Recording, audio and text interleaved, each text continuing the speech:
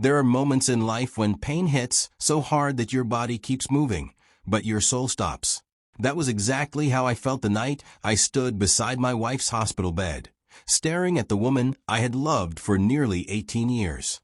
Her name was Vanessa Carter, and according to every doctor in that hospital, she was dying.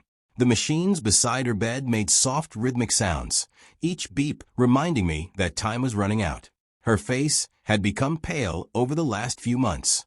The vibrant woman who once filled every room with laughter now looked fragile, almost unrecognizable. Her breathing had become weaker. Her eyes remained closed. The doctors had explained everything. Late-stage organ failure. Complications beyond repair. Nothing more they could do. I sat beside her for hours, holding her cold hand in mine while trying to remember a world where everything hadn't fallen apart.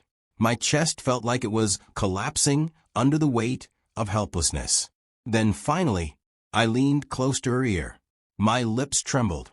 Tears blurred my vision, and I whispered the hardest words I had ever spoken. "Goodbye, Vanessa.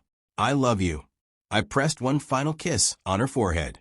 Then I turned and walked slowly toward the hospital door. Each step felt heavier than the last. I had just said goodbye to the woman I thought I would spend the rest of my life with. The mother of my daughter. My best friend. Or, at least, that was who I believe she was. I reached the hallway outside her room and leaned against the wall. My entire body shook. I could barely breathe. That was when I heard two nurses speaking near the station around the corner. I wasn't trying to listen, but then I heard Vanessa's name, and everything changed. One nurse whispered, "I still can't believe Dr. Warren agreed to do this." The second nurse laughed quietly. "For that amount of money? I'm surprised he didn't ask for more." I froze. The first nurse lowered her voice. "I almost feel bad for the husband. He has no idea his wife isn't sick." My heart stopped. I stood completely still. The second nurse sighed. "Well, she said she needed to disappear. Apparently, she's leaving him after the insurance payout clears." Suddenly, the hallway around me felt like it was spinning. My wife wasn't dying? I slowly turned the corner, trying not to make noise. The nurses continued talking. "She's been planning it for over a year," one of them said. "She already bought a condo in Miami under another name." The second nurse smirked. "And apparently some guy named Ethan is waiting for her there." I felt like someone had stabbed me directly in the chest. Ethan. I knew that name. Vanessa had mentioned him once. An old business partner. I never thought twice about it. Now suddenly everything made sense. The secret phone calls. The sudden coldness between us. Her pushing me away emotionally over the past year. The expensive hospital treatments insurance had somehow approved unusually fast. The dramatic tears. The sudden illness. It was all fake. Everything. The woman I had spent nearly 2 decades building a life with had created an entire fake death just to escape with another man and steal nearly $2 million from our life insurance policy. I quietly walked out of the hospital. I sat inside my car for almost an hour. No tears came. I felt nothing. Absolutely nothing. It was strange. A man can only be shattered so many times before emotion stops functioning.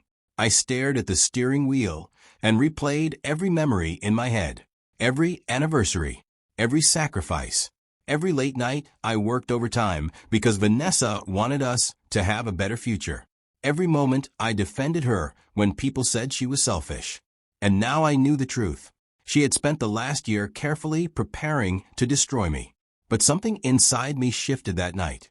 I wasn't going to cry. I wasn't going to beg. And I definitely wasn't going to let her win.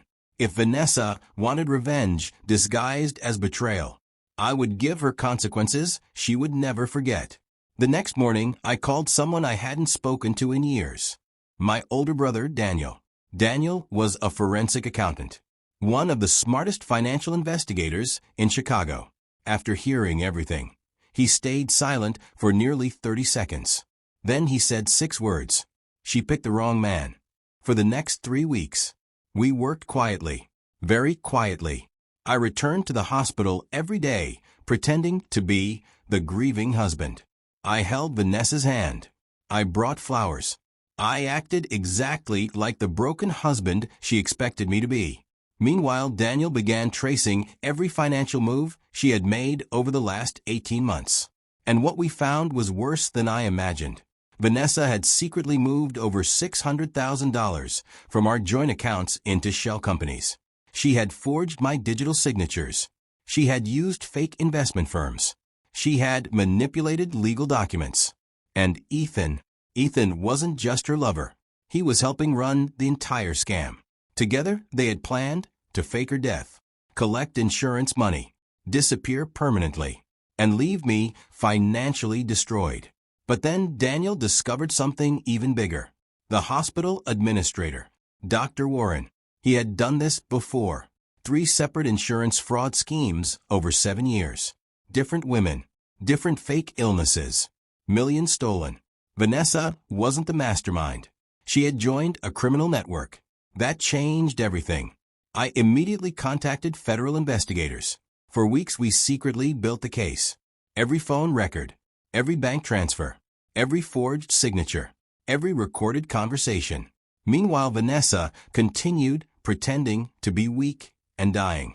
She smiled softly every time I visited. Sometimes she squeezed my hand. Looking back now, that part hurt the most. Watching someone lie directly into your eyes while pretending to love you. Finally, the day came. Vanessa's death had been scheduled. The hospital prepared the paperwork. Dr. Warren had finalized false medical reports. Insurance companies had already begun processing claims. Everything was set. That evening, I entered her room exactly as planned. Vanessa looked at me weakly. Her fake oxygen mask covered half her face. She whispered softly, "I know this has been hard on you." I stared at her, really stared at her, and suddenly I realized something strange. I didn't recognize her anymore. The woman I married had disappeared long ago. I smiled calmly. Then I said quietly, "You almost fooled me." Her eyes widened. I continued, "The fake diagnosis, the fake hospital records, the insurance scam, Ethan waiting in Miami." Color vanished from her face. For the first time, I saw fear, real fear. She sat upright instantly.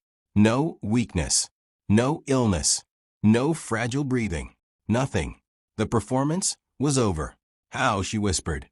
I smiled. "You should have paid your nurses better." Then suddenly the hospital room doors burst open.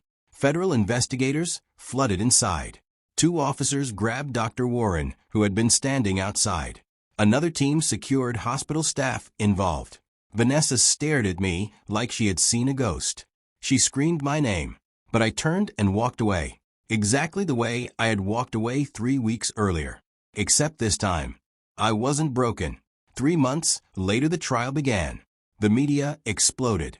The hospital fraud scandal dominated headlines nationwide. Dr. Warren was sentenced to 22 years in prison. Several nurses lost their licenses permanently. Ethan was arrested attempting to leave the country. Vanessa received 8 years for fraud, conspiracy, and financial theft. People constantly asked me afterward if revenge felt satisfying. But strangely, it didn't. Not completely. Because revenge can punish betrayal. But it cannot restore trust. It cannot erase heartbreak. It cannot give back wasted years. So I focused on rebuilding. I sold the old house, started fresh, spent more time with my daughter Lily, who had been devastated learning the truth about her mother. For 2 years, I slowly learned how to live again. Then one rainy afternoon, my phone rang. The prison number flashed across the screen. I almost ignored it, but curiosity won. I answered. For several seconds there was silence. Then I heard her voice. "Vanessa." She sounded different, smaller somehow, broken. She began crying immediately. "I deserve everything that happened." I stayed silent. "I thought money would make me happy," she whispered. "I thought freedom meant escaping responsibility." Her breathing shook. "Ethan abandoned me the moment we were arrested." I closed my eyes. She continued speaking. "I destroyed the only person who ever truly loved me. For several moments, neither of us said anything. Then she whispered the words I never expected to hear. I'm sorry. Not the fake apologies she used during arguments. Not manipulative tears. This sounded real, raw, human. I stared out the window as rain hit the glass. And suddenly, I remembered the girl I met 19 years earlier.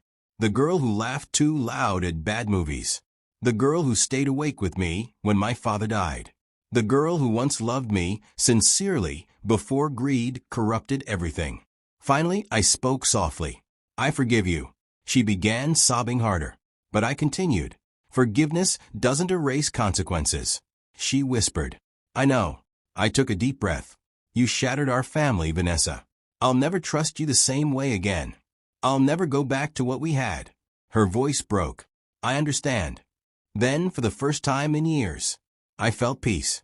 Because forgiveness is not surrender.